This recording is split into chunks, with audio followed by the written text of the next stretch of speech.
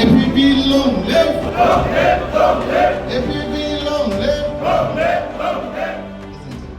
नंगौ आङो बुंनो थाङोब्ला आङो मोनसे समाव NDAB मोन NDAB निफ्राय फैखांनायनि उनावहाय हाग्रामा महिलारी सारनि दैदेननाय BPF आव आङो थानानै गोबाव सम आं खामानि मावदोंमोन खिन्थु बे गोबाव सम खामानि मावनायनि गेजेराव जोङो जोंनि NDAB नि जिथु समयसा बे समयसाफोरखौ माने समाधान जानायखौ जोङो नुवाखै आरो बे मोनसे खोथाखौबो बुंनांगोन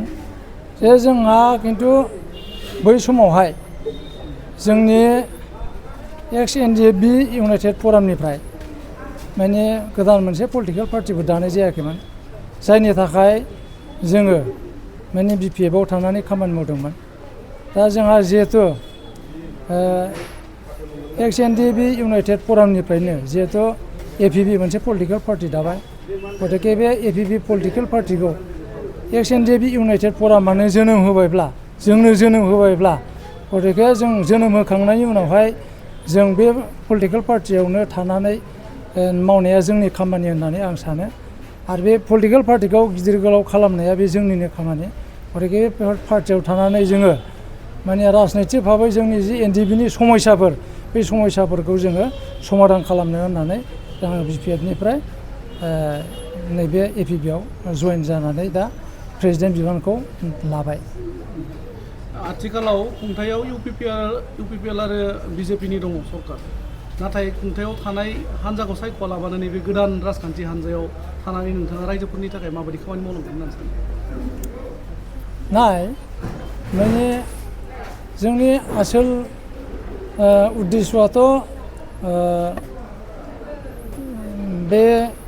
बुहुमनिफ्राय माने जोबलांनो नागारनाय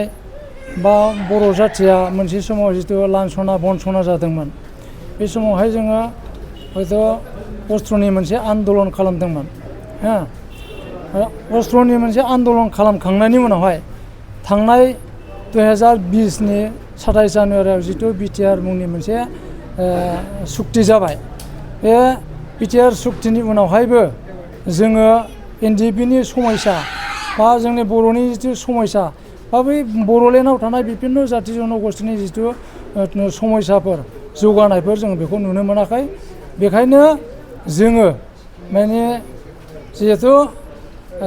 BPF आरो UPPL मोननैबो आलदा आलदा बिसोर ज' जानो हाखाला गतिके जोंबो बेखायनो जोंबो सिन्था खालामबाय जे जोंहानो जुदि पलिटिकेल पार्टि दाबायब्ला जों जोंनि पलिटिकेल पार्टियावनो थानानै जों जोंनि पलिटिकेल पार्टिखौ मजबुत खालामनानै जोङो हयथ' पावाराव फैनानै जोङो जोंनि समयसाफोरखौ समाधान खालामनो होननानै जोङो माने बे खामानिखौ मावनाय जादों।